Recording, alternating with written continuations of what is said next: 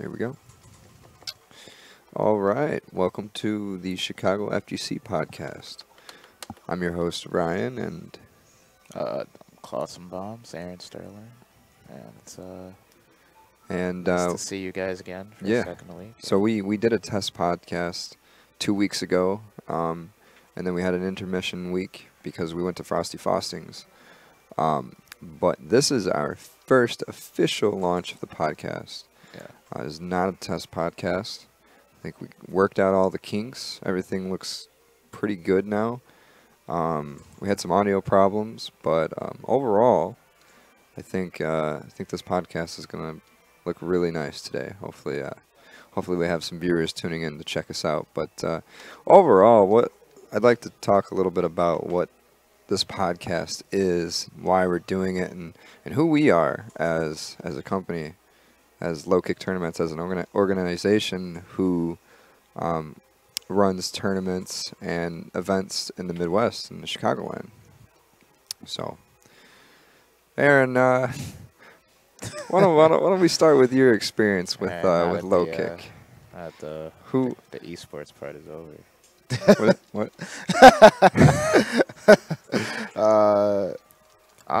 Right now in Lowkick, I am doing. I guess I'm a commentator. More I am than like a secretary, I guess.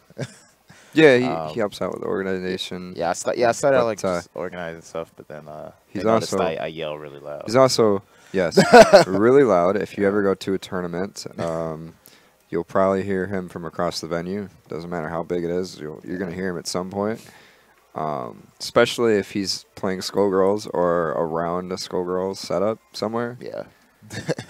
Yeah, but it's really cool to because I think I've commentated like 3 or 4 games in the past week, and it's really interesting to see how your style has to change depending on what game you're commentating. So really is like eye-opening because like I've watched like commentators for years, like watched from locals to like the Evo, like the Esports League on ESPN, and like really they all do the same thing. They all just trying to make the game like more exciting to watch, and yeah, you know it's a harder test than it looks, but it's fun and I like it. Oh, I believe it. Yeah. Just from watching the process that's gone behind the scenes, that happens behind the scene. Yeah. When I was at Frosty, just watching the commentators prepare and get ready, and some of them just kind of jump right into it and are just they really they natural. just do it like yeah, I think like the best commentators, like they don't really have to think about like what they're about to say. Like they let the players talk for them. Right. Yeah. And like like it's great. And that's pretty awesome just to have that ability. Just be able to jump on camera and live stream in front of, who knows how many viewers, and just be excited and hype, and also have the knowledge to talk about the game and, sound like you know what you're talking about, but at the same time be entertaining, Mm-hmm. Yeah. So I've seen it's like some commentators, like they commentate games they've never played before. They know nothing about. Like I think the best kind of commentators are probably like the mystery game commentators. Oh, like yes. in tournaments when yes, because like every round they have to commentate a game that like only released in like Russia or something in like the 1980s, and they're just like, all right, well. Here we go. Just like, we're gonna try to decode this game as we go, and I have no idea what any of the mechanics are, but stuff's looking crazy. Yeah. Actually, watching the mystery game stream back again on the archives from Frosty was hilarious. Yeah. It was awesome, and every year it's something new. Like there's never the same game is never played on stream, and it's pretty fascinating, like their library and collection of just random games, and how like you can't really prepare for that.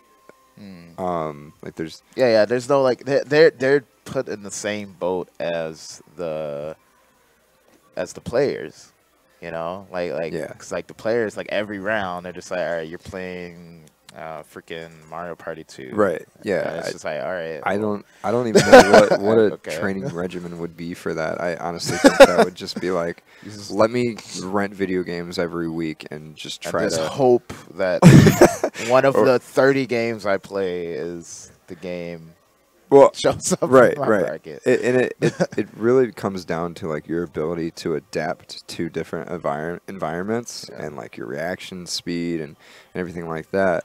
So it's, I mean, I guess you could work on honing those skills, but otherwise there's no way to study the mechanics because it's always something different. But Yeah, and that's another challenge of commentating too. It's like you never. I mean, some players you'll know like because they're on stream a lot or like they have like a famous type of play style, but you never know how the match itself will go, right? If yeah. you know, so you have to be able to be like, okay, this happened, right? Yeah. But anyways, we kind of went a little bit off of off on a Tangent rant. here. Yeah, Let's talk about Mr. I was Game. trying to do a stream introduction since this is our first podcast, but honestly, this doesn't have to be anything super serious. I'd like for this to be, I'd like for this to eventually be like a news broadcast for the FGC because as of right now, we are, spread out in different communities. There are, group pages on Facebook. You have forum posts on Shoryuken. There's a calendar on Shoryuken. There's a calendar on Facebook. I mean, you can keep up with people, but it's not really like connected within a central hub anywhere.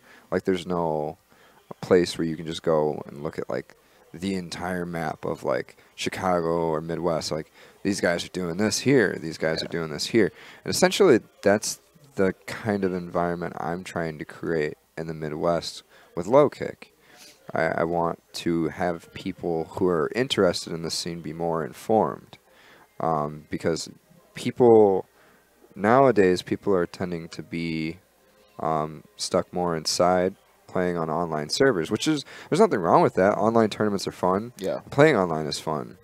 But I also don't like that, like, as a complete change for the FGC, because people who come out to tournaments know how great of an experience it is and how fun it is to socialize and meet people and then play matches against people and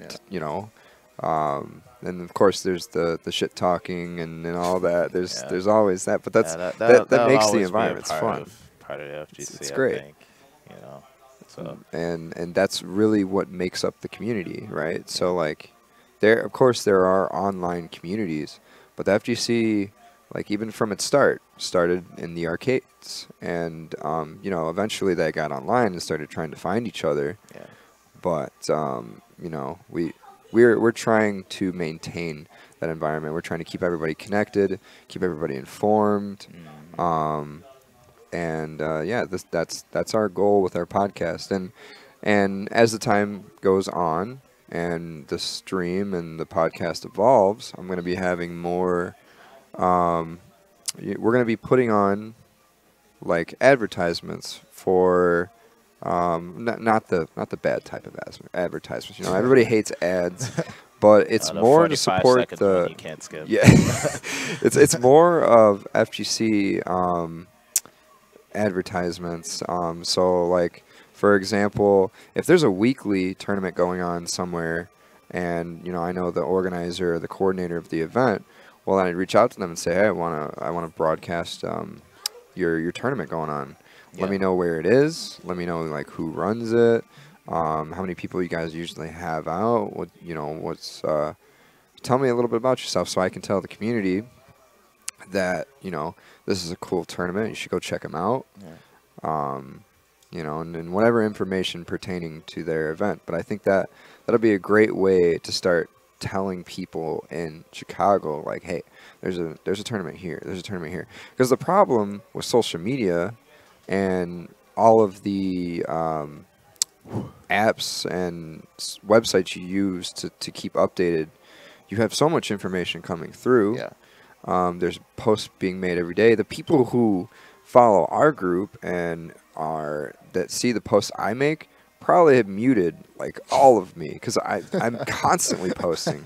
And if you don't see my posts, I'm probably hitting you up in your DMs like, yo, come out. Come out to this event. Yo, I know personally, each branch of social media, like, so I use like Facebook and Twitter mostly, right?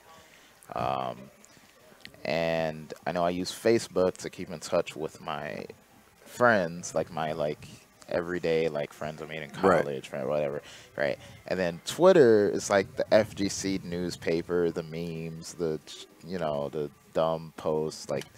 And it's kind of hard to look at either for a constant source of this is what the FGC is doing, right? You would go to Discord for that or something like that.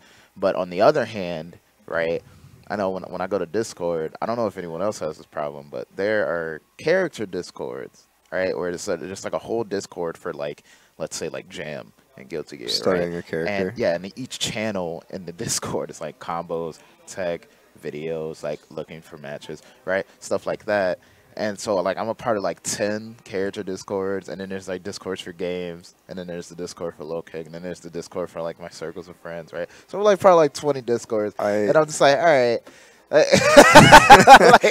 know that feeling pretty well too. I'm a part of several Discords, and a lot of them, I don't even keep up with, and I'm only in to either promote or spread the word about what we're doing, and half the time I don't even feel right doing that because yes, I want those people to come out and I want to meet those people, but at the same time, I don't utilize their servers for what they're for, and but I try to stick to the rules when I'm because Discord, some of the server admins, they have specific rules on promoting and stuff like that, and I usually I'm abiding by those to just make everybody happy.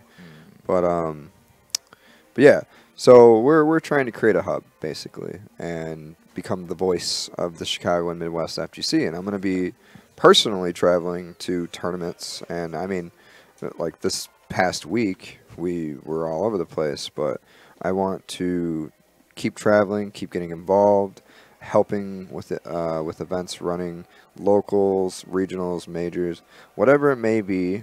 I want to, start bringing together the FGC, and but it's and then we can, like I just said a minute ago, we could probably touch a little bit on our weekend, Aaron. We've been nonstop. Every so much happened this weekend. Friday, I don't even remember. I honestly don't remember what time we started doing Lowkick stuff and getting ready for our event. So we had a Dragon Ball Z, Dragon Ball Fighters launch tournament. And at the Raid Gaming Lounge, which is where we're at here, and that's where we're typically going to be hosting this podcast at. But we had a launch event, and it went pretty well. But I remember getting here. Yeah, so we got here at noon because we were Android 21 is out, and okay. So here, let me take the real here. So we get here noon, right? And I'm hungry, so I go buy food, right? So I'm under the impression that you bought you could buy Android 21, right? And no one told me you had to unlock it through the story mode, right? So I'm like, oh crap, right? So I look it up, and it's 2 hours long. No, not 2 hours. It's 4 to 5 hours long, right? The whole story mode, right? So I'm like, okay, right? So I'm going through it. I'm skipping cutscenes. I'm fighting, and then I finished the first arc, right? And I'm like, wait, first arc? And it's there's 2 more arcs, right? The game says, and I'm like, all right. So I'm sitting here, playing mindless computers over and over and over, trying to get 21 before the tournament starts. And eventually I do, but everyone around me is playing casuals or is in training mode, right? So I spent the whole afternoon around the game, but I didn't get a chance to actually figure out what characters I wanted to play or play the training mode or anything like that. Right. Yeah, that was really It was really What time fun. did you finish? It was like literally right before the tournament started. I remember I like finished at like 7:30. Like I finished after the tournament started. yeah, And I started at like and 2. I remember you walked over here. Did you play in the tournament? No. Oh no, okay. Oh, okay. I was I was like, I never want to see like another Kamehameha win again. Like this is. I remember you walking like- over here and me and Dylan sitting on the stream, Yeah. and you're just like, you come up with the worst expression on your face, and you're just like, I beat it. I finally beat it. I did it. I want to go home. I want to go home. Right? Yeah, it's like, yeah, I know you have I'm to like, compensate. It's but like, the tournament just started, I Aaron. want to go home. I'm out of here. Like, I can't do this. Right? And looking at it now, like, it was just a bad decision overall. We should have just, and we ended up doing it anyways. Yeah. So there was just no point, and just overall, we should have just stuck to our original plan. We should have had Android 21, all the setups with Android 21 at the tournament station, and the ones without her at the casual station, because we had enough without having to unlock her, because we had the Fighters Edition. Yeah.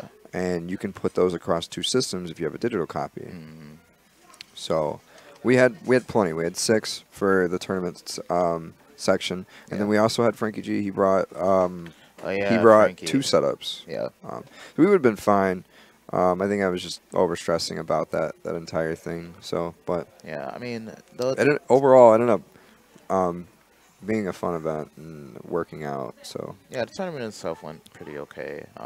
It went about as well as you would expect a launch tournament to go. Like, Yeah. you know, people showed up and there were like 2 or 3 people that knew a little bit more than everyone else. So because I guess they played the beta more than they did. But like, now you would know more than I would, because yeah, I was kind of running around trying to make sure everything was okay. yeah, And keep things organized. I was also running brackets, but I didn't really get to watch the matches. I wanted to, so I get a feel for like what the game's going to be like, as opposed to what the beta was like. yeah. I haven't really gotten to watch or had time at all this week, because so much has been going on, to watch the gameplay and really like kind of analyze it. So what do you think about how the game plays and how it's going to fit into the fighting game community? So I've been watching everyone's tech videos and like Twitter and stuff, and like watching like the few tournaments that have been popping up, and along with commentating the one we did. And it's like, how do I put this? All right, so right now the meta is everyone's like trying to find out like how to mix their opponent up when they get up, right? Because the like ending your combos and supers in Dragon Ball Z Fighters is not really like the best thing to do, because you have to go catch them again, right? So the first thing a lot of people did was be like, okay, we have to go find ways where like I can knock them down, and then I can throw them, or I can mix them up left, right, or high, low, right, and everyone's trying to do that. But the game is so forgiving on blocking, right? So if you start blocking, right, you're probably going to stay like that for a while, right, until they hit you with the universal overhead or like Dragon Rush, right? Both of which, well, the universal overhead you can't even combo off of, right? Dragon Rush you can, but it's like the combo scale, right? So blocking in that game is really powerful, because it's really hard to open your opponent up, right? So I think the meta right now is going towards lockdown assist and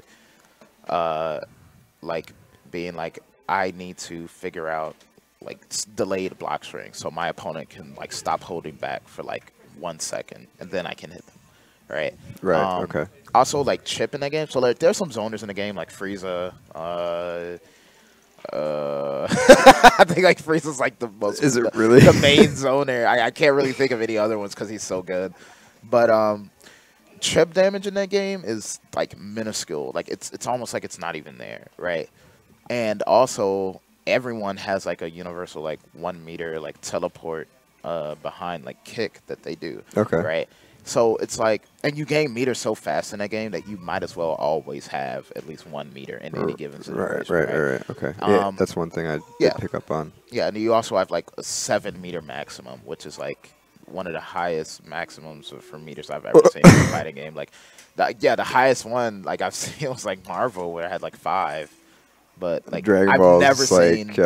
Nah, we got 7. We got 7. Yeah, I've never seen that. But yeah, it's just like so like, you can sit in zone with Frieza, right, and then have your lockdown beam assist, and they can sit there and block until they get like a bar, right? And if they block everything you throw at them, it doesn't matter, right? Because like the chip is so small. Like one full like 3 reps of Frieza zoning blocked probably equals like half of a jab that you take to the face, right? Like it's so small, right? So Okay, like that's just sitting back and throwing stuff at them is just like fine, right? If they run into it over and over, you're cool, right? But if you just do that and you're fighting someone who's really patient, that match will go nowhere, right? So yeah, I think the meta is like right now it's like get your opponent blocking, keep them blocking, right? And then find some way to hit them, right? And then keep hitting them.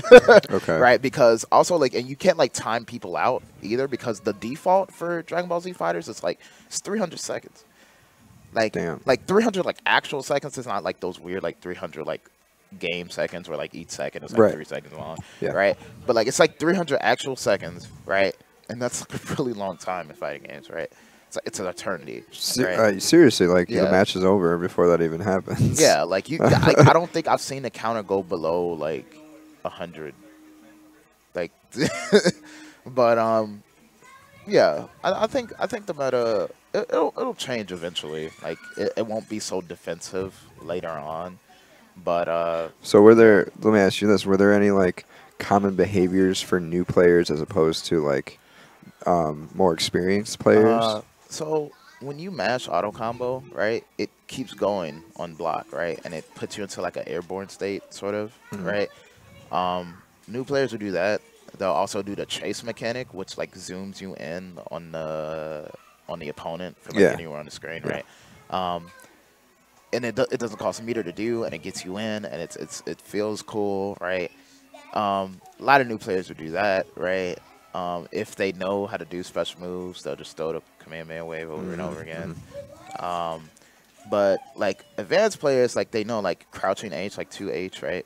Right. That just beats chase, right? And they get like a full combo off of it, right?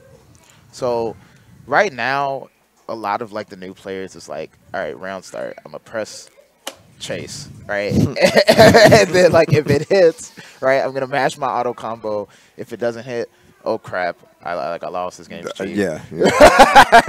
Right. But there are like there are characters in the game like Hit, right, that are like completely ground based. Like if you jump with Hit, you're playing him wrong. Now was that the character that Jackson was telling us that he really wants to play, or was that your favorite character? I think it's my favorite character. Okay, Like well, tell me why Hit is your favorite character, because I keep hearing the purple guy with like the trench coat, right? Okay, so I haven't really watched Super like a lot at all. Right? I haven't watched it all either. I'm But sure like there's from what I've heard, from what I've seen, Hit is like some like really cool assassin dude from another universe, right? And like he doesn't have like any cool energy beams or ki blast or anything like that, right? He just gets in your face and he punches you real hard, and then he's like I punched you, you died, you lost.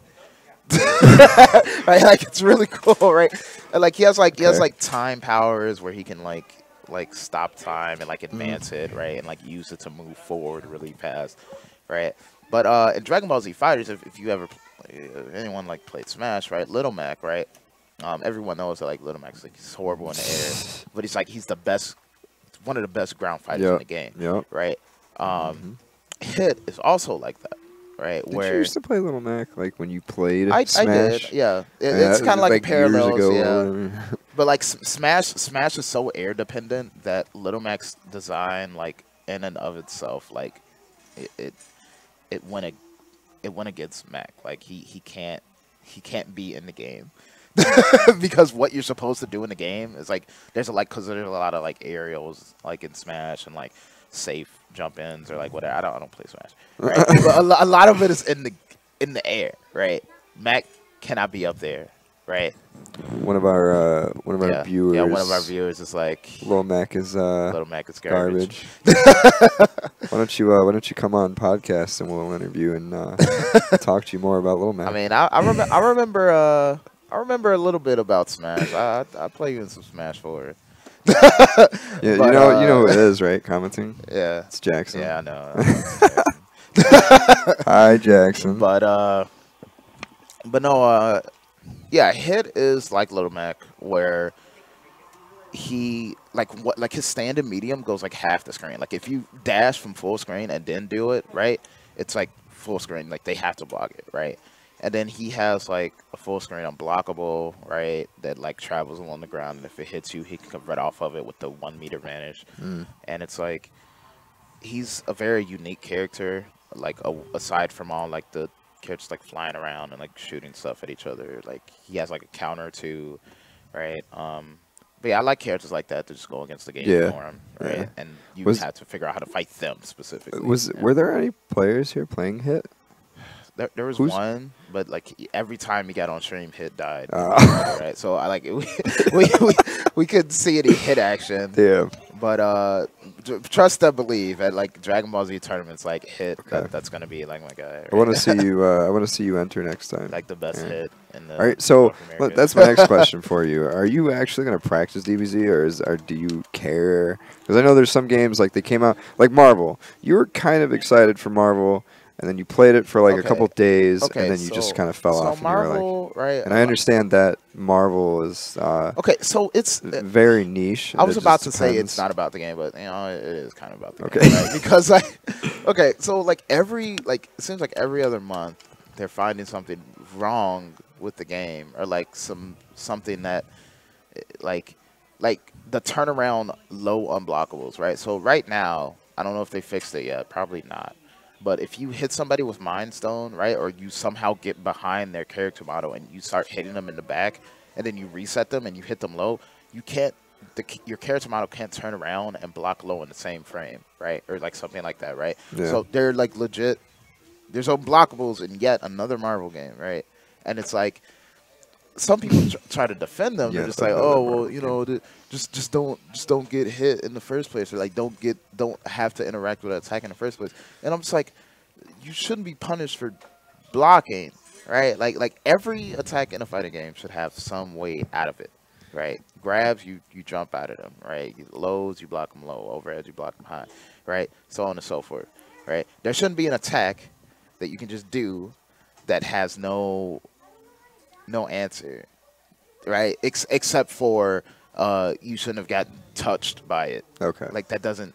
It's dumb. I get it. I get Right. it. I've played maybe like 5 minutes of Marvel. I think the game looks good, graphics and aesthetic wise, but that doesn't translate shit to the fighting game community, especially when they're heavily like the basis of fighting games is heavily around their mechanics and how they play, and so yeah, like it's also like that. Also kind of reminds me, like one guy was talking to me about Skullgirls, and he was like, oh man, like I really want to pick up this game, but like I think it's too late. Like it's been out for 5 years, right? And I'm just like, that doesn't matter. Like you see, like people still play Third Strike. That game came out like years ago, right? And it's like, just play what you like, play what you think is cool, right? What do you think is fun? There's always going to be either someone on your level or someone willing to teach you. Shout out to the Third Strike junkies. So there is definitely a community of Third Strike players in Chicago, and they're all really passionate about the game. Yeah. And if you ever want to go check out a Third Strike tournament, I mean, they run Third Strike, Super Turbo. I think they run SNK as well. They have candy cabinets at Logan Square Arcade in Chicago. Yeah. And our friend Will English, he runs the tournaments there and he streams them. So so if you ever want to go play the old arcade fighters, that's probably where you should go check it out. They're really cool guys. So So but yeah, let's see what else did we do this weekend? Oh yeah, there was the Tekken 7. Before that, let's talk about Uchicon. Oh God.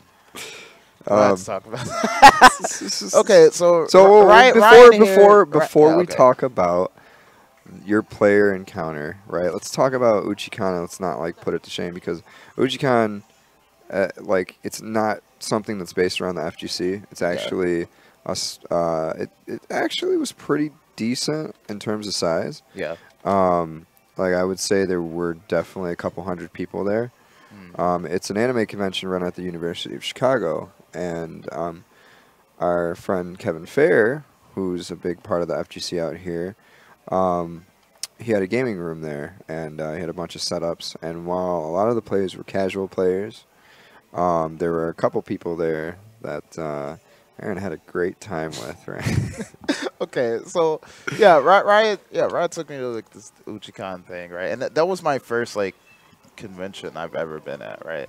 And I kind of like I've seen like all my friends like go to like Anime Midwest and ASIN and C2E2 or like Which they're all really fun, right? Yeah, and like they would always be like, "Hey, Aaron, do you want to get like a hotel room with us, right?" And I'm just like, "No, sorry, sorry, I'm trying to go to Combo Breaker." Somebody's trying like you look like a pre-evolution of a TJ Miller Pokemon. Who are you talking about? Maybe it's me with like all the stuff on. I don't know who TJ Miller is. Shots fired though. But no, they were just like, hey, like you need to, like, do you want to come to this convention with us, right? And I'm just like, nah, I'm saving for Combo Breaker, I'm saving for Evo, yada yada yada, right? But now that we're doing like we're going to more conventions and we're trying to be part of more like communities, right? It's like, all right, I'll go to this like, Uchicon thing, right? So I go there, and I remember we were like driving, like trying to find somewhere to park, and I saw like 2 costumes, right? And I was like, yo, this is lit, right? Like I saw like 2 people in costumes. What was the first one? Was it from Nier? Was it from? Yeah, it was like I saw like 2B from Nier, and Yeah. like somebody was just like Yunar Kami from the Persona series. Yeah. I'm like, yo, this is awesome. Those are pretty common cosplays. Yeah, but we go in there, we walk through artist alleys, and like we saw like some really cool art, and then we get to the gaming part, right? The section run by Kevin Fair, Yeah. right? The guy who runs I Play Games, right? And there were Street Fighter V setups there. There were Dragon Ball Z Fighter set up there. There was Tekken Tag 2 set up, like yada yada yada. And I was like, okay, this is more my speed, right? Like I could be get here, by this. right? Yeah. There's fighting games here. Now we're like, talking. Now right? I'm living like you walk into an anime convention. The first place we went was the Artist Valley, and they had a really nice Artist Valley. They had 2 actually. Yeah. And for it being a small convention, there was a lot of really cool artists there. Yeah. And then you walk around, you see the other stuff, and then you get to the fighting game room, and you're like, we're probably not leaving this room until we leave. Until we decide to go home. Until we decide to go home, yeah. But yeah, like I'm like standing around like trying to get my turn on like Street Fighter V, and it gets to be my turn. Somebody's like, yo, Skullgirls is here, and I'm like, oh, okay. So I go over there, right? And I see like just like a couple Skullgirls players, one I like knew, right? Yeah. And I'm like, yo, you got Skullgirls? And they're like, yeah, right. So I'm sitting down, and like there was this guy there that was like kind of like beating everyone, but he was like being like an asshole about it. He was like, I'm the best one. Yeah. And I'm just like, all right. Before they were sitting down there, it was actually a Tekken setup, and that kid that we met, Christian, another Christian. There's so many Christians. Like, There's a lot of Christians in our lives. Christian. So many. Christian Bale. Anyways, he was really cool, and he had a Frosty shirt on. We were like, oh, all right, cool. Somebody that plays fighting games, like, and he was playing Tekken. Yeah. And then I don't remember who walked over there and said, well, you definitely weren't over there, because I ran over. As soon as they booted up Skullgirls, I ran over to you, and I was like, Aaron, they have Skullgirls, let's go. and then you like bursted out in freaking excitement and just ran over. Fireworks and explosions, people crying. Yeah. But I came over there, and I like see this guy like just flexing his stuff. He's like, I'm the best one here, and I'm just like, all right, I'll hop on the 6 after this. All right, so they let me get on, and like I like beat him, right, and then they accidentally like, and I guess he was like, they like expected him to like beat me, because they looked at him and they're like, hey, are you holding back? He's like, yeah, of course I am. And I'm just like, all right. So I like started picking. I picked my real team, right, because I picked like my sub team, but like I was still trying my hardest, right? And he's just like, oh, I'm just messing around. So I'm just like, all right. So we were doing like 2 out of 3s, and then whoever lost the 2 out of 3 like had to get off and switch, right? We played like 6 games straight, right? Because he just had to like beat me, right? He really wanted to beat you. He couldn't, right? And it's like I didn't say like anything mean to him or anything like that, right? And he extended his hand first, and he was like, "Oh, GG's," right? But that's like one thing about the FGC as it gets more popular, right? And as more people get into it, right? It's important to know, right? You have to know 2 things, right? One, right? You're going to lose a lot, right? Like you are going to lose a lot, especially right? if you are serious about picking up a game or learning a game, right? Like, and it could often be like discouraging, like especially because I've tried to pick up 2 games, like I've tried to pick up Tekken and Guilty Gear, and while I'm still trying to learn them, it's just at a slower pace now because one, I'm really busy, and you know, just it's a time commitment, definitely, but it's worth it, and there's a lot of fulfillment involved when you win matches and when you apply the knowledge that you've learned from, you know, going to tournaments and getting bodied like mercilessly by players, and then afterwards, a lot of the times they're cool enough to sit down with you and teach you how to play. This is what you did wrong. This is what you did wrong. Anti-air here. You should throw more, et cetera, right?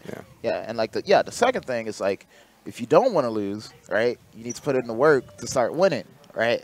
As long as you remember those 2 things, right, you can go as far as you want, right? Like you can go from beating your friends in your living room to becoming the Evo champion in whatever game you play. By all means, right? like that determination. Yeah, and it's a beautiful thing. Like a lot of people, they hear me say stuff like because I remember when I went to Combo Breaker last year, in Street Fighter 5, Dogura was in my pool, right? And he's like a really really famous Urian player. I think he's known more for like anime. Yeah. But people like they were like, "Oh man, you have Dogura, right? Like, are you ready to go to losers, right? Like I was gonna lose, right?" And like I like look at them and I'm just like, he's just not a player. Like he's human, like me. Yeah. Like he's not a robot, right? Like no matter like how good he is or how good he seems, so how'd you do? Oh, I lost. but I didn't get perfected or anything, right? Like he had to play neutral with me or like stuff like that. Right. And it's like if you give up, right? If you see a player, whether it is like you have like Taquito in your pool, or if you have like just somebody in your pool that you like is in your region and you know them to be a really good player, right? And you're just like, oh, I'm gonna go to losers. I guess I'm gonna lose. It's just like no, like just have a little bit of faith. Press buttons. And win. Just press buttons. Just do it, right? But and not to like keep like I'm gonna drive this point home like one more time, like just one more example, right? By all means. Yeah. So when we went to Frosty, right? Last year I entered Skullgirls, right? And my friend knocked me out of the tournament. How big was the bracket? So you said that the bracket this year was stacked. Okay, yeah. How did it compare? There were only 46 people this year, but pretty much every Skullgirls player agreed that it's probably like the most. It was probably the most stacked in terms of like tournament. rank. Like in terms of like just like pure reading this player's name and like just like wetting your pants. Right, right. Like about 20 something of those names were like, yeah. Someone in the chat is like, he has a friend who's struggling with the problem. He feels discouraged to play, but he really wants. But he really wants to get better. So, yeah. Before I go into like my little Frosty story, with your friend, I would. So I always tell new players this, right? When you want to get better, right? It's good to have a goal. It's good to have something to work towards, right? So, as much as you can, try to think about the one thing that you can't do, right? Can't, right? Quote unquote, right? So whether it's beating your friend or even getting a combo down, right? Work on that until you can do it, right? If you can't do it on your own, right? Look up ways to do it. Look up other people who have done it and watch what they did. Or the best way to do it is to come out to tournaments and like interact with players, because they'll show you there. And like they will keep playing against you and keep fighting you until like you learn it, Yeah. and so. Yeah. Oh, it's he says it's Christian. Oh, there. That was at Okay. Uchicon. We with were Skullgirls. just mentioning. Yeah. That. He added me on Facebook. I told him yeah, whenever he wants a player like learn anything, just hit me up. Yeah, tell him to hit me up. He has me. But yeah, like you have to find players that are willing to be like, hey man, we're gonna play this matchup until you learn it, right? And don't be afraid to like literally like sit down and like play sets with people, right? Like last night, right? And like I keep going off on tangents, but like last night, we got time, man. I'm trying to prepare for Combo Breaker, which is like it's like the Evo of Skullgirls, right? So there's a friend that I like played right, because there's no Skullgirls at Evo. Yeah. That we're trying, like we're like training together, right? Yeah. Her tag is Sunset Radiance, right? And we're just been like, all right, we're gonna like be like training partners, right? And we did like a first to 20 like last night, right? Yeah. So after we finished, we're just like, okay, like you should work on this, or like I can work on this, right? And like you just do more of that, right? And then go back and watch your rematches, right? Go back and watch other tournaments, watch the top 8 of tournaments in the past, right? I can definitely tell you that helps. Like, just go. Like, it doesn't even matter what year it's from. Like, you can watch Evo 2012 and still learn stuff. Like, just go find a tournament of the game you want to learn and find the top 8. Yeah. So. Yeah, but also, if you want to catch fresh material and some really hype stuff, Evo Japan just happened, and all the top 8s were uploaded last night at like midnight. I was watching Tekken top 8 like 2 in the morning. Yeah. But sorry. Yeah, no. You're good. I'm the one that's like always being like, oh, what about this? Yeah. But no. Back to like the Frosty thing. Like yeah, he knocked me out of bracket last year, and I was like, man, like I worked real hard, right? But this year at Frosty, he did not sign up, right? So I got like a sigh of relief. I was like, all right, I might make it out of my pool, right? But he signed up the day of my pools, and they put him in my pool, and I had to fight him on stream, right? He was my first match on stream. So at that point, I was 3-2. No, 3-2. I was 3-1. Right, so I was like on my way. I was climbing my way out of losers. Do you think he'd be mad if we put the match on stream? No. we've like posted it in the group chat where like we're in with him like enough times. Like, but like, stop. But leave him alone. we're like they're just like, yeah, you're fighting like your buddy on stream, and I'm like, oh man, like. I've been practicing since September. Like Frosty's in January, so I've been practicing for like 4 months straight, and I don't want to lose, right? But like we get on stream, like I sit down, we shake hands, right? I'm relaxed, right?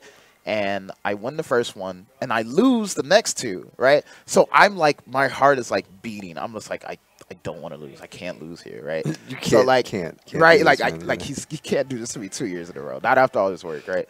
So like, we go 2-2, and then on the tiebreaker, right? I drop the game-winning combo.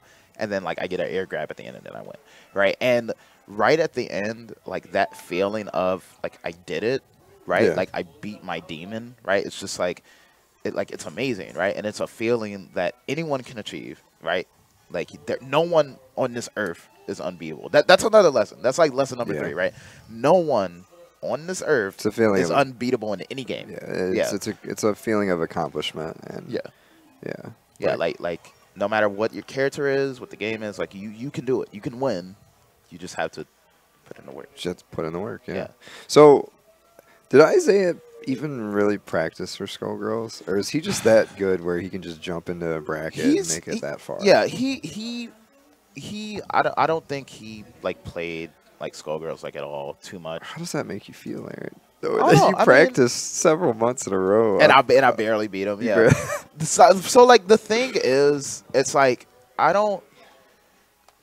as long as your drive is there and the desire to win is there and your skill shows, right, different people have different base levels of skill, right? He has a higher base level of skill in Skullgirls than I do, obviously, right? Because it took me so much practice to get to that point, and he was just already there when he just signed up. He's like, oh, I've been playing this game for months, right? So I don't care. Like that's fine by me. Like base skill doesn't matter. Skill that you acquired from like whatever doesn't matter. The only thing that matters is like what happens on the stage, what happens in the match. If you can prove that you're good there, then you're good, right? Because let's say like Daigo probably has like the highest base skill in Street Fighter of anyone, right?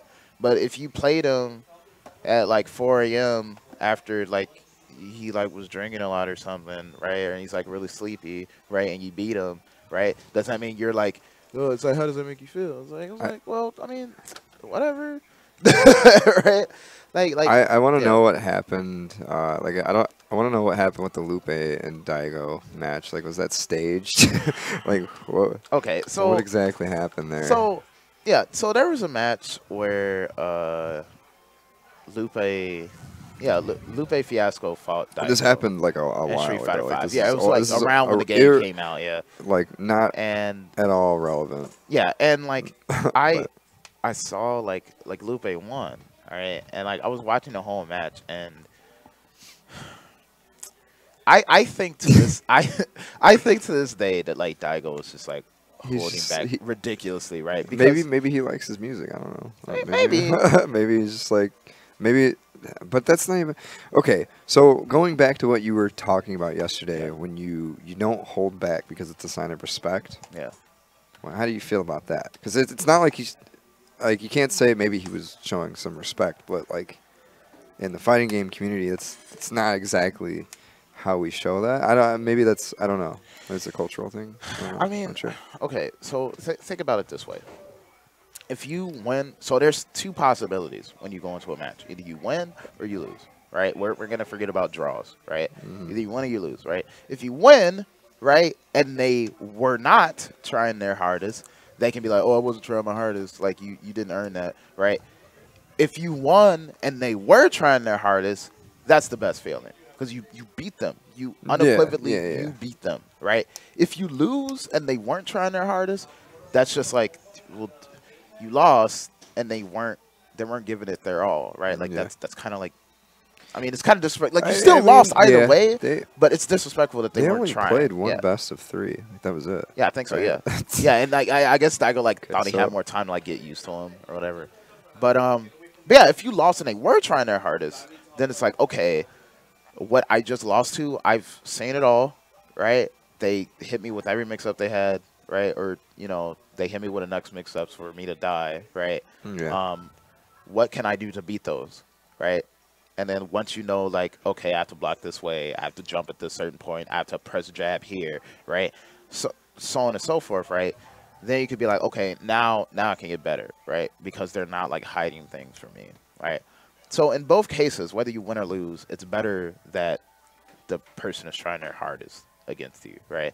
Now, whether or not Daigo was trying his absolute hardest against Lupe Fiasco, I do not know, right? Because that's a mystery. Maybe it's not. Maybe I'm just. I mean, maybe it was because at that point, Street Fighter V had just come out, right? So even though he's like a Ryu master, he's been playing Ryu for years. I'm sure people have looked into it. We're maybe uninformed and we just didn't take the time to look into it. I don't know. I feel like if he kind of threw the match and he wasn't being serious, it probably would have been like all over Twitter or whatever. Probably, yeah. But like, I mean. Like part of me wants to believe like Daigo wasn't holding back, but then like Lupe like won, right? So like those two facts, like at the end of the day, it was an exhibition match. It was for entertainment. It wasn't anything really serious, So, and it was a pretty fun match to watch, honestly. Like I enjoyed it. So, friend in the chat here back on topic. Says he got hooked on a feeling when you beat your demon. Same as Devontae used to wreck me and everything. It took a year for you to get over him. And that's fine. Like, hey, for Royal, it took me a year to beat him. I couldn't beat him in bracket. Or, like, really, like, I lost against him in casuals a lot in Skullgirls. But you really have to be, like, if you want to get better at fighting games, like Justin Wong has been playing fighting games for over like 15 years. Yeah. Right. I've really only been in like the scene for like 5, I think. Right. And yeah, and I'm kind of just here making Just- events happen. just here, yeah. like of course they've been around in my childhood, Yeah. and like I played fighting games growing up.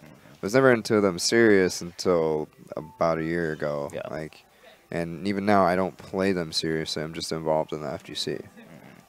So yeah, like you really have to sit and be like, if I'm gonna play fighting games and if I'm gonna get better at them, right, I need to devote time to it, right? Now, necessarily you don't have to do it every day, right? Or like put yourself on a super strict training regimen. But if you are preparing for a tournament or if you're trying to beat someone, and this goes back to me saying like you need to like set goals for yourself, right? It's a lot easier to get better at something if you set goals for yourself, right? So Yeah. like for example, like for like artists, right? Like they usually like they'll open up commissions, right? And they'll be like, hey, like give me something to draw, right? And like they'll be like, okay, I have to get better at drawing for this person, right? I have to make it look good for them, right?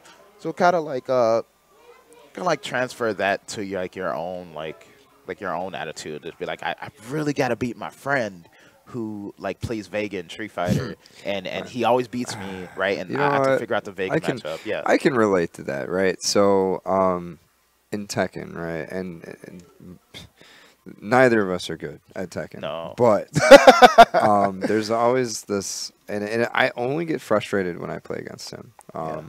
And it's my friend Jeremy, and Jeremy, if you're listening, or if you ever listen to this, he'll know exactly what I'm talking about. Yeah. But it's only when I play him.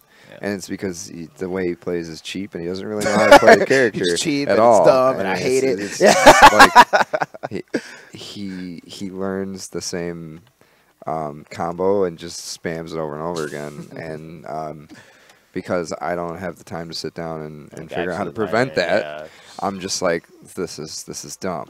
But you know, now that I've started to, you know, kind of play Tekken more and get more like acquainted with its system and how it works, I've learned how to overcome that and everything. I haven't had a chance to play him in a while, but I remember when we used to play a lot, especially when it first came out. I would get super frustrated and just be like, this is so dumb. You don't even know how to play this game. Neither do I, but like, that's not the point. Right. But yeah, like it could also be discouraging to be like to have somebody like way better than you, and then after they beat you, they're just like, well, I don't even practice, right? So it's just like, just try not to think about like how much other people practice or how much work they put in. All that matters is how much work you put in, right? And how much better you are, right? Because eventually you'll get to a point where it doesn't matter how much work anyone else put in, because you put in so much more than they did. Right. Right. Yeah, and then like the guy Dolph152 says it's really just a matter of time how much you put into and the drive to get better. Didn't get into fighting games until 3 years ago, and I didn't actually start getting better until like maybe half a year ago. It's like, yeah, like I'm kind of like in the same boat. Like I didn't really like start really getting into like practicing every day and like writing down notes in my notebook and recording stuff on my PS4 until I lost at Frosty last year, right? So yeah, I've been in the fighting game scene for 5 years, and it took me 4 years to be like, okay, I need to get in there, right? Yeah, but there's so much right on so this much right in cast. this Okay. cast. Awesome. Yeah, that's actually my friend that I work with. You're saying like, we're saying like right. Yeah, We're saying right a lot. right. I'll try to stop saying right. Right. Right. Throw some Right. lefts in there, Dude. yeah. The thumbnail for this video is gonna be right. Like, just it's gonna take up the entire screen. Like, that's it. We just The have word right. a right counter on the shirt, and like see if we can get it to reach like 900 or something. Just it's got to include the rights in the chat as well. People are just gonna be spamming the chat. We're gonna have like a right emote. Like Right. it just says right, just Right. the word right. Right. With a question mark. Right. But but yeah, if you want to get, bottom line, if you want to get better at fighting games, and if you want to get like really good, right, and you want to be like on the main stage, and have people like adore you or whatever, right? Mm-hmm. Like, try not to think about like all of that, right? Said it again. Just focus on getting better. Focus on making sure that you are getting better every day, even by just a little bit. Like learn to match up, learn. I mean, Yeah. you've said this before, and a training regimen for fighting games doesn't even have to be that. Yeah, it doesn't even Like have to be that demanding. rigorous. Like you can do it once a week for an hour, Yeah. maybe 2 hours. You could do it once a day for an hour. Just depends on how good you want to be, and even at that point, like there are people who don't even practice that much. Yeah. Like, so Yeah, that's why that's like going above and beyond. Yeah, that's why like a lot of times like I take notes, right, or like I record myself, right.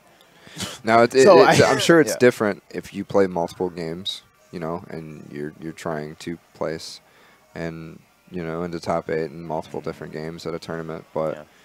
I just there are definitely training regimens out there, and Yeah, but yeah, I think that's a fair. It's enough on that topic. Just try your hardest and find people to help you.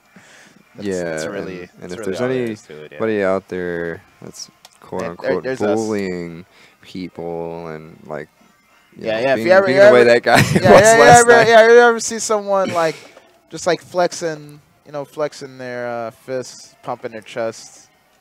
Just tell your boys a little. Like bit. I'm We'll the take best care. around, but I haven't played this game in 3 years. I just remember what I had, but you know what? Right. Like okay, Yeah. okay, But whatever. So, yeah, that was our weekend. Yeah, Uchicon, the Yeah, and then we lost had tournament, the Tekken 7 the Tekken tournament, yeah. weekly tournament here last night, which was pretty small. It was about 5 people in total. That's fine because we had a lot of fun. We ran a stream. We did a round robin. I've been talking to the Tekken players. They usually come out. There's not a weekly for Tekken as of right now, and if it is, it's like far or it's like casuals at It's Wit, like hidden. It's underground and somewhere. I don't really know the situation at Wit Gaming. So and it's from what I've heard, it's controversial. I don't want to spread any rumors, so I'm not even going to talk about it. But we're just going to say that as of right now, there's not really a consistent weekly for Tekken. I know Ignite does them when they have the numbers for Tekken. I can't say so. I'm not for sure if they do it consistently. Yeah, but anyways, overall, we're doing it. We are doing a Tekken we're weekly doing here, one, yeah. and 2 weeks from now we're gonna combine it with DBZ Fighters, our DB Fighters, Dragon Ball Fighters, guys. That's so. It's because bad. in the logo they have Z like really Right, big, yeah, so right? So your you want to mind's say like- Dragon Ball Fighter Z, and it's like. But anyways, we're going to call it Super Saturdays, and it's going to be a combination of Dragon Ball and Tekken, and then we're going to watch the DBZ Super episode. Yeah. So it'll be a viewing party as well. And we can do that every Saturday, and honestly, if we have 10 people, if we have 20 people, we'll still have fun. We'll get on stream. We have the equipment here, and over time that'll grow because like there are people in Chicago that love Tekken and that are good at Tekken. I've met the good players, and I'm pretty close with quite a few of them. Yeah. And they're kind of just like looking for a spot to go right now. Yep. And I mean, a lot of them are busy and have jobs and work and stuff, but when they got to get that practice in, they got to get that practice in. Yeah. Especially with, Combo Breaker's 3 months away, right? 3-4 months away. 4 and a half. But even so, like you don't want to wait till the It's a last lot of time month. to practice. But Yeah. So yeah, that was our weekend, and now we're here. It's Sunday, and we're doing this podcast, right? And that was a really long tangent about our weekend, Aaron. Our viewers are like, man. It's like, what are you talking about your weekend? I mean, at least it was some good topics and some good point of views to talk about. Good life lessons. Yeah. So let's see what we can touch. We can talk about here. Let's recap on Frosty, right? So we didn't do a podcast last week like we were going to do, because we were all at Frosty and we were all staffing at Frosty. Well, you guys were a couple of us were volunteering, a couple of us were staffing. Yeah. You were running. Did you actually end up running any brackets? Every bracket that I tried to run, it was like oh, somebody took it already. It's like, all right. So and it's weird because when you put it that way, it's like they had too many bracket runners, right? Well, I mean, brackets got run. Everything was fine. When at 10 a.m. on Saturday morning, when I was trying to coordinate matches on stream, and trying to put them up on there, there were 0 bracket runners for Blaze Blue. And I went and grabbed the clipboards, and I was like, I've got to do something. Stream's already going. They're playing ads, and we just started. That's not cool. We need to start with a match. So I was like, let me just grab the board and throw a match up right now. And then the judge showed up, and me and the judge were tag teaming, TOing while I was trying to run back and forth and stage manage as well. So, but yeah, I mean, it was really fun. Good experience, and we were there, all 3. Well, we were there since Thursday, right? We came Thursday night early, and they were honestly the rest of the staff. They were there since like noon or something like that, and we didn't get there till 8 or 9 p.m. because I had class. Yeah. Dylan had work. Dylan didn't even show up with us. Dylan is our roommate. I want to make sure I cover context when I'm throwing people's names out there, because people aren't going to know who Dylan is. But yeah, so it was just myself, Jackson, and Javi, another member of Lowkick. We drove out Thursday night and got in our hotel, loaded our stuff, and went out there, and it was pretty fun. I really enjoyed it, and that's why I'm wearing the Frosty shirt now too as well. Oh, you know what else we're wearing? So there's these really cool necklaces that we're kind of showing off today on stream. Our friends at Splendid Treasures, Terry and Sunny, if you guys are watching, shout out to you guys for making these fantastic necklaces. These are pretty awesome. They have a lot more. They make bead art. That's Majin Buu. They've got some DBZ themed bead art. They've got Street Fighter and a bunch of other stuff too. So really cool stuff. If you ever see them around, they usually have tables at Kevin Fairs or IPG events. If you come to our events at Raid, they have a display case with all of their stuff in them. So you can check them out there and support them, because they're local creators and pretty cool stuff. But always out to support local creators. So if you if you make art, or you are a video game developer, or anything related to pop culture and video games really, and you want to show off the things you make, feel free to message us, and I'm always open to people showing their creative aspects at our events and tournaments. So, yeah. So, yeah. You're just sitting here twiddling your thumbs, what am I gonna talk about next?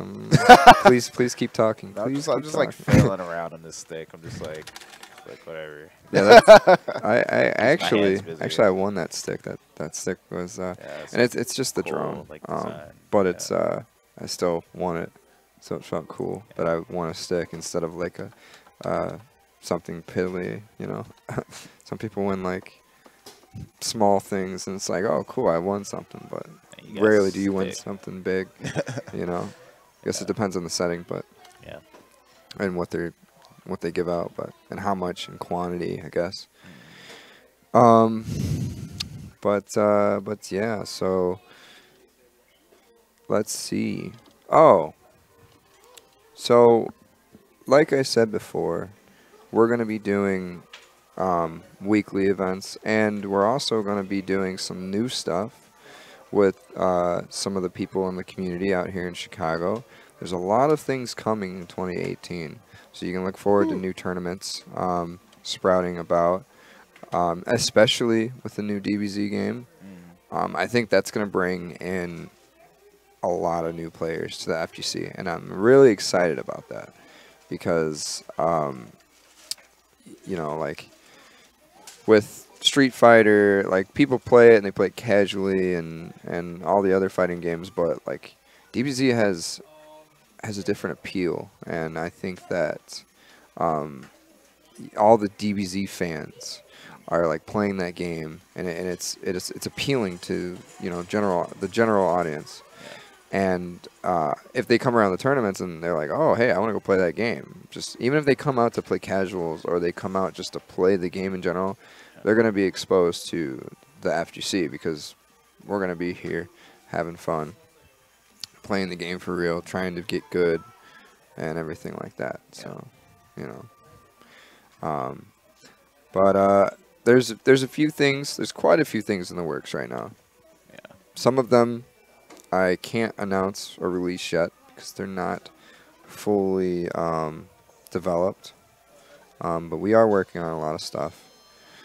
Let's talk about that craziness that happened last night at the Tekken tournament.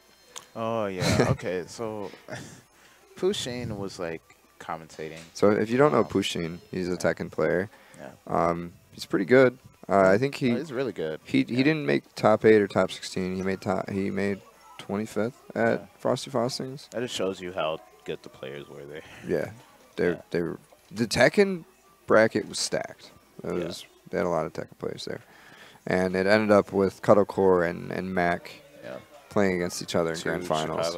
Which she knocked him into losers, and he came back, reset the bracket, and then beat her by like one match. It was insane. Yeah. It was insane. But it was awesome. But anyways, so Pusheen is a Tekken player. Yeah. And we found out last night that he's pretty hilarious on commentary. Doesn't really have a filter, so we might have to work on that. Yeah, we ain't gonna have to edit some stuff out of the stream. But I thought it was pretty funny. Yeah. And it was pretty enjoyable to rewatch it. And I made a mashup of like all the funniest clips. I haven't put it out yet, but I'll put it out later today. And I was going to put it on the Chicagoland Tekken page and tell all the Tekken guys that this is what they missed out on. So come check it out next week because we'll be here. But yeah, so what was your opinion about last night? So like before we started streaming, I actually ate like orange chicken. And so I was really tired, and also I don't know much about Tekken at all, right? So just having like Pushing there, who's like basically compared to me, just like a pro Tekken player, right? Just commentating and being hyped. He's like, "Oh, did you see that? You see that down forward 3?" And I'm just like, "No, like I'm sorry." Well, it was even worse when we first started because I was running the stream and it was just Pusheen commentating, and he was like, "Don't you want to commentate?" I'm just like, "You're just like, I don't know what to say." He hit him. He punched him real hard. And I looked up. I was like, "Yo, Aaron, you at least understand a little bit. You played more, so come hop on." We like to have like I like the open mic environment, especially for weeklies. If it's a more serious tournament, like if it's a regional or it's something like serious and you're trying to put on a good face for the community, absolutely, hire commentators that are known. But for a weekly environment, I kind of like the open mic setting that we have, where people kind of just jump on, they jump off. For a monthly event, you could have set commentators, and definitely I think that's right too. But yeah, for weekly events, it feels like it's more engaging for the players. They get to talk. Probably should have a little bit more of a structure in line with what they can and can't say, and have some regulations. But some rules. But so.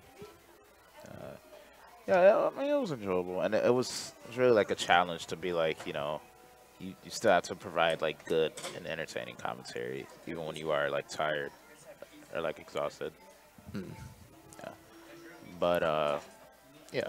So, but it was an exciting experience regardless. So, Aaron, what do you think about Arcade Edition? Have you watched much, like, or have you played much of Street Fighter? Edition.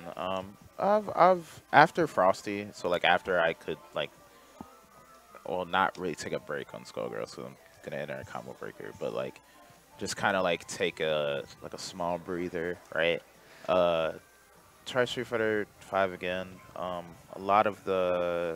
There's a lot of changes, a lot of nerfs and buffs to every character that I haven't really got the chance to play around with. But overall, I think the game looks like a lot better. I know that there's like a little fiasco with like the patch notes that Capcom released where, they released, right? Where some people got some hold of notes and then Capcom like took it off like really fast, right? And they were just like, oh, those weren't the patch notes, right? Those weren't real, right? And like, Those are fake. yeah, those are fake. So We were like, trolling you. right? So like, it was like a lot of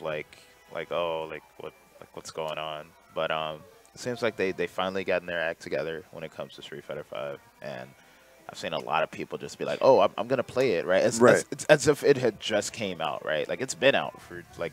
But now now it's Arcade Edition. Yeah, now it's Honestly, it looks cooler. Yeah, it's golden. It looks cooler. Like just seeing it played now, it's a different feeling than when Street Fighter 5 first came out, and people were like, "What is this?"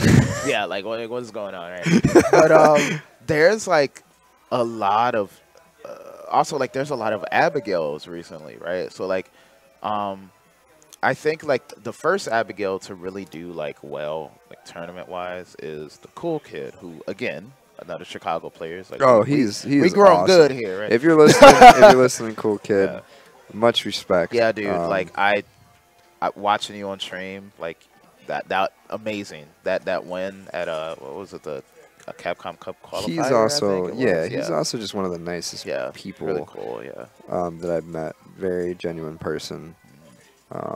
You know, doesn't talk smack or anything like that. And like by all means, you can. Like this is the FGC. Like we talk a lot of shit, but he's very just calm, collected, really cool, and he goes out there and just murders it. Like, plays Abigail and he smashes people into the pavement. Yeah, it's great.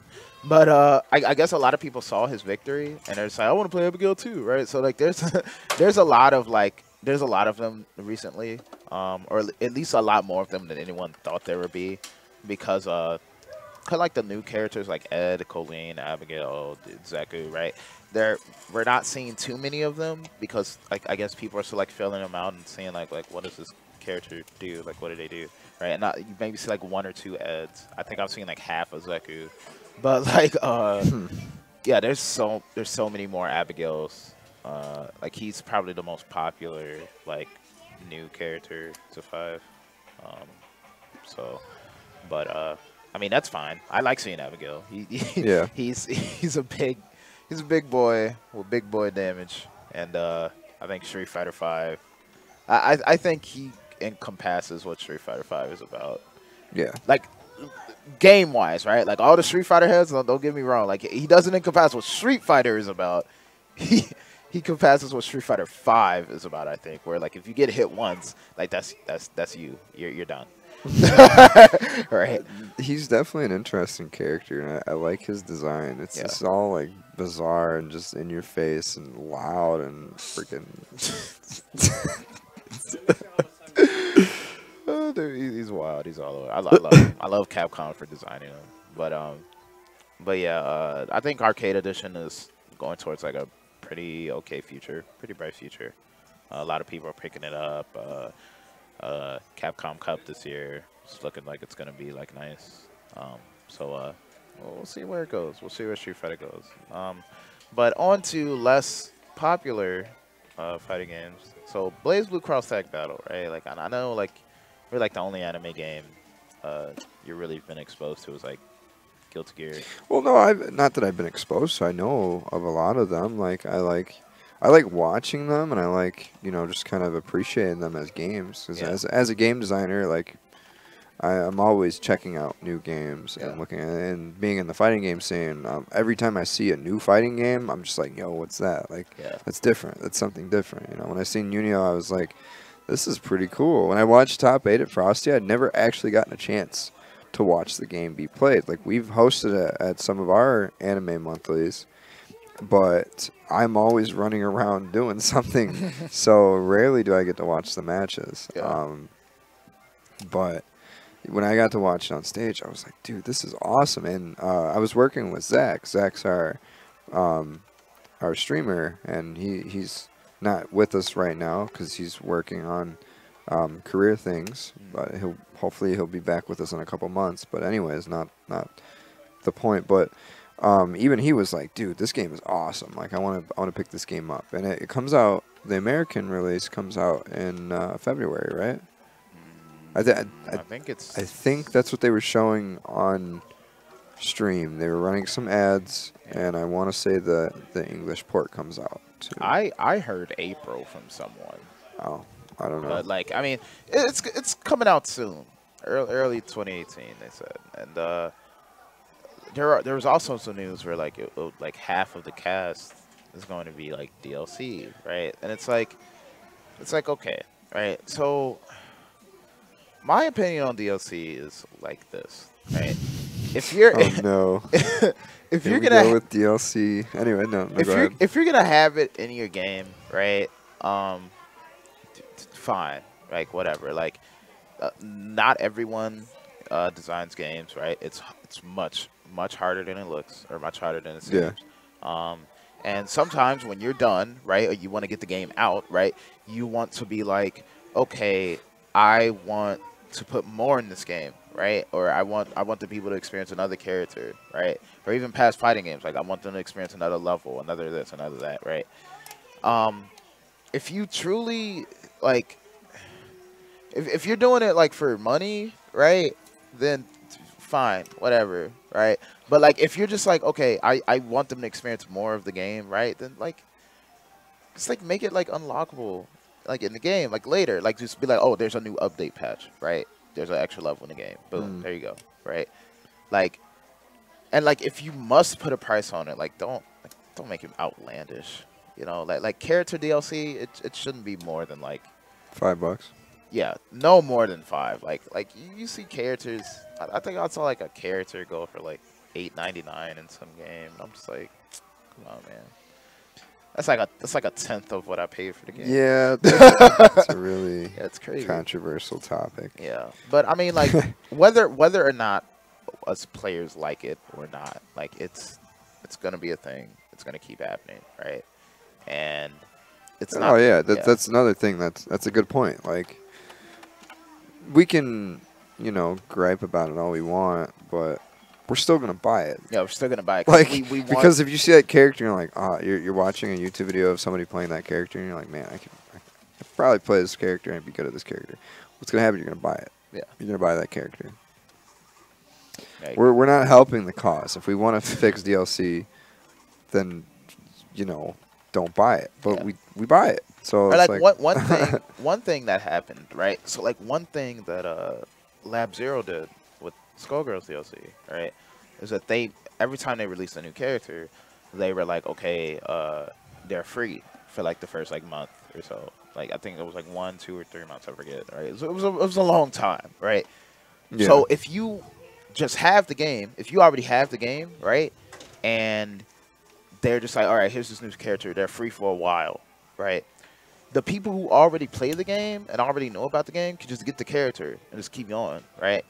But if you're getting into the game later, right, then yeah, like everyone needs money. Everyone needs a paycheck, right? So like they're gonna have to charge you eventually, right? There's no way around that, right? So there are really large budgets for these games. Yeah, like people don't understand that, and it's not only that.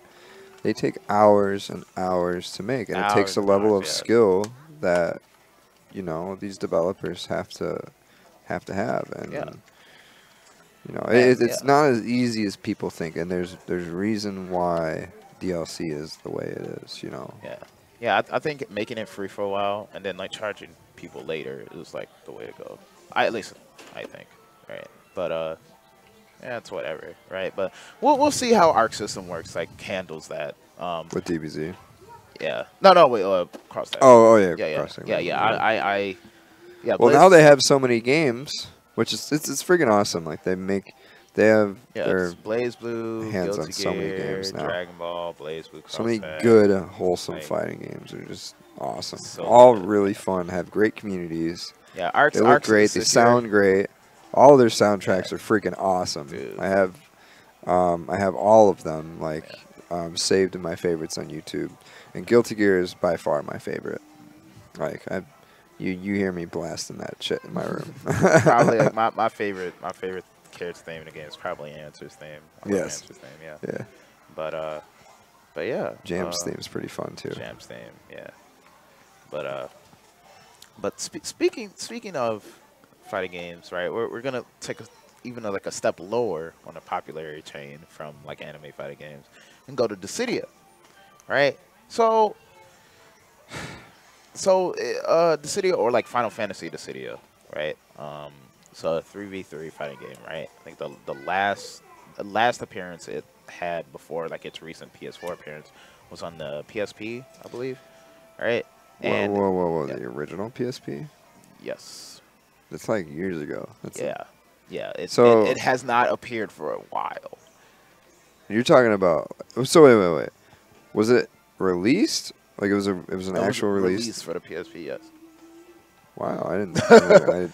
Yeah. Like, Never you're like, oh, yeah, all right. First time I've ever heard this. Whatever, man. Yeah, it was re-released on the Vita, so like it's been around. Okay. It was around then, but So the concept is not new. I thought this was a totally new concept. Oh no. This is like a continuation of something that like already happened.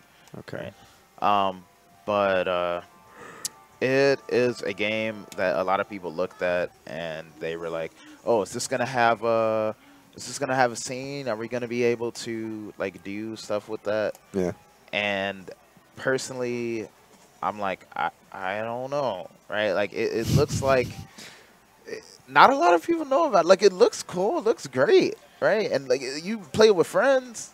I've got to watch some more gameplay on it. I don't know the first thing about it. But it's besides what I've seen John play for like 20 seconds. Yeah. You know, over there on that monitor. Yeah. But yeah, it's a beautiful game. It looks great, but team games usually aren't like the best thing like make scenes for, right? Because like when you play like these games, you need to get like 2 teams of people there like on a regular basis. It's the same. Yeah. Like leagues work better for team games, like Overwatch League or like the Splatoon League when they had a league for like 2 seconds. Yeah. Right. But and it's the problem that Pokken has also. Just like you have to have 2. Yeah. So the Wii U version, you had to have 2 Wii U's for one setup. Yeah. For the Switch re-release, Pokken Tournament DX, I believe was the subtitle. You only need to have 1 Switch, right? And you can play with just that. But for Dissidia, though, would you need 2 systems? Or? Actually, I'm not too clear on how versus in that game works. Because in the game, there's 3 heroes versus 3 other heroes, right? Yeah. I think the way it works is it is 1 player versus another player. And like 1 player just has 3 characters that they can switch between. I don't think it's like 3 people versus 3 other people. Okay. I might be wrong. It might be 3 people versus another 3 people. But in that case, you would need a ridiculous amount of things for 1 setup. You would need 6 TVs and 6 systems for 1 setup. Oh my god! For 1 setup. And like it, no. If they designed it like that, that would be absolutely atrocious, right? They would literally run that into the ground. Yeah. So I think the game is like you pick your main hero, and then you have 2 sub heroes you can switch between, and you go against another person who has the same setup of characters. So maybe the scene could survive, but it is a game that I don't think the meta has been explored at all. Like really.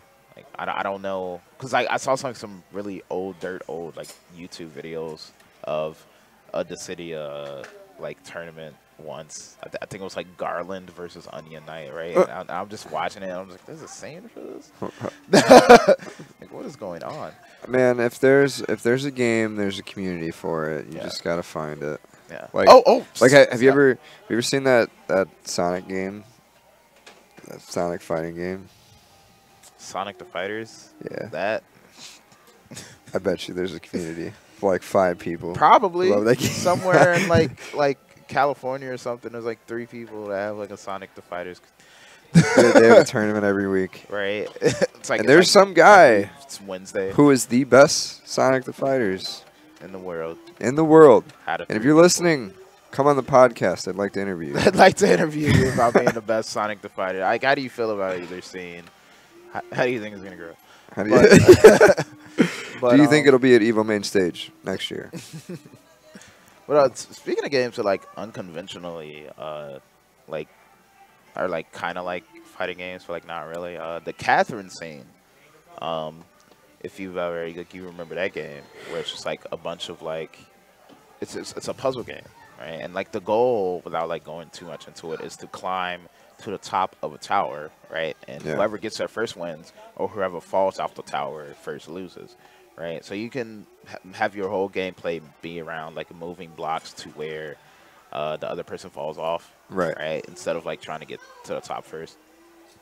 Yeah, that scene has been doing really well for themselves. To the point where are they just in Chicago, or like there's they're all over the place. All over the place? Okay. Yeah, they actually have a major called Climb Cancel, I believe it is. Really? Yeah. It's in Florida. I could be wrong on that. That's pretty cool. Yeah. But yeah, they made their own major Atlas. Like there's a Catherine remake coming called Catherine Full Body. I think I talked about it on the for the PS4 on like one of our other streams. Yeah. And it's not only is it gonna have like a new like character, like a new path to do in the game or whatever, right. But it's gonna have it's gonna have online versus, right? So like people will be able to actually like compete against other people in Catherine, right? And in like I think like an interview or an article about Catherine, they were just like, yeah, we remade this game because we wanted to like expand upon Vincent's story. But another reason why we put like all this online versus stuff in, they want to support their fans. Yeah, we saw our community. scene. Yeah, we saw like the people who like fans of Catherine. As a game developer, you can't help that like that want to provide and support your community. Like, yeah, and like we made it like a large part of this is for them, right?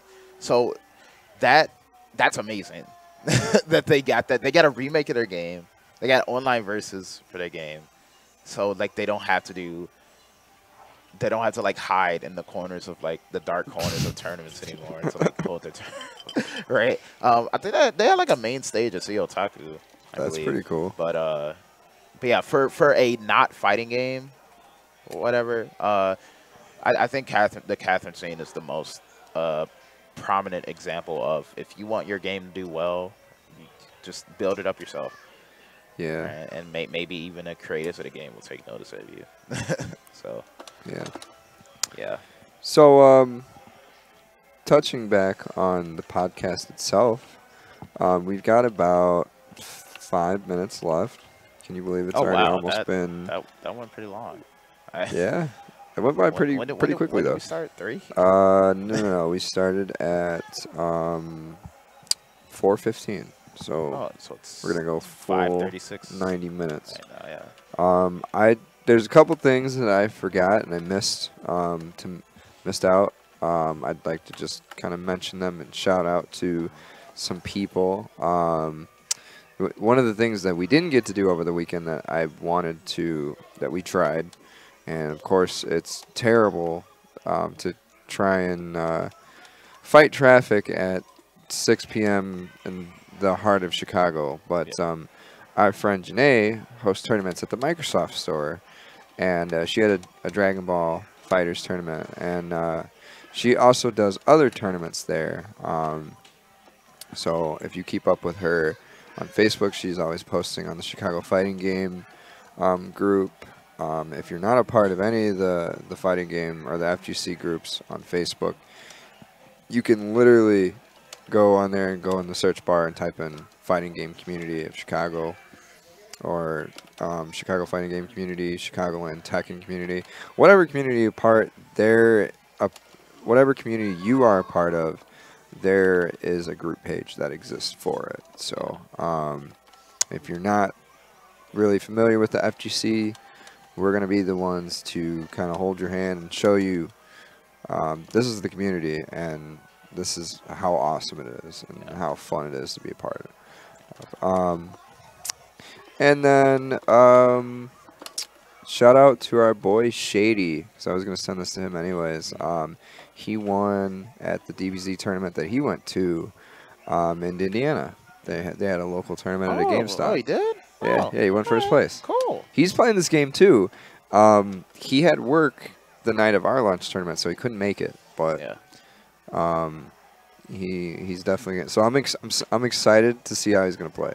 And I think he would have went head to head with Frankie G and Tiger Fist, because those are the two that were in grand finals at our tournament. And then lastly, I planned to, like I said, I'm going to be traveling to different tournaments, talking to different people about us interviewing them on the podcast, bringing people on. I want to support the scene. I want to support the Chicago scene, trying to put all the weeklies out there, show people that, you know, there is stuff going on in Chicago. It's not all in one spot. If you live somewhere and you don't know if there's a scene, or you think there might be a scene, but you don't know who to talk to, we're going to do that for you. And I'm going to be connecting with community leaders and making sure that everybody knows what's going on in the fighting game community. So watch out for things coming up. Like I said, I am going to be interviewing several people. Honestly, I'd like to interview somebody every week. We'll see if I'm able to do that, but there's no shortage of people in the FGC that most likely wouldn't be willing to come on a podcast and talk. Like, they're all really cool. They're all really down to support the community. And after talking to people about our idea and like what we're doing, everybody seems to really like where we're going with this. And if you'd like to support us and support our team and the amount of time and effort that goes into making this happen, we are on Patreon. Patreon.com/Lowkick Tournaments. You can support us. You can support us for as low as like $1 a month. I don't care what. Honestly, it's whatever support we get, I'm super appreciative about. So show us some support. If you want to follow us on Facebook, Twitter, we're on pretty much every social platform. Facebook, Lowkick Tournaments. We have a group page on Facebook called Lowkick Tournaments. We're on Twitter as LK Tournaments. Instagram Lowkick Tournaments, Twitch Lowkick Tournaments. We really YouTube Lowkick social media like page. Right, like a hub page. Just like, click all these links. Some of it is like LKT terms, and like others like LK ornaments. So most of them are Lowkick Tournaments. Yeah. Twitter is LK Tournaments because when we originally started Lowkick, I had somebody else set up the Twitter account. Yeah.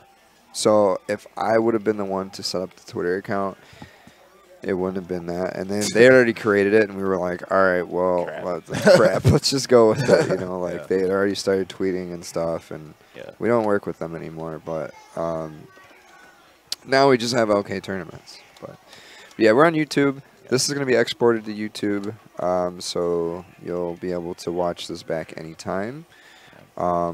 If there is any technical problems when I watch it back, then I will be editing it. I would like some feedback. So if you have some time, let us know how we did, how we're doing, how we can do better. If we're just boring as hell and like not entertaining, then I'll take that criticism as well and try to do better and make sure we can provide some good, wholesome content. So just let us know what you think about the podcast.